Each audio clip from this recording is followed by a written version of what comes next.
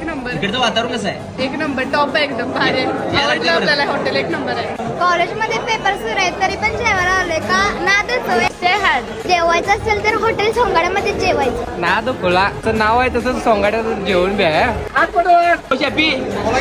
आज काय निवांत भरला काय विषय? कसा विषय मध्ये इथं मॅनेजमेंट म्हणजे खटक्या बोट जाग्यावर पलटे. एक नंबर टॉपचा विषय. मी का नाही लग्नात पण बघितलं ना एवढं फॅमिली एन्जॉय करताना. काय विषय?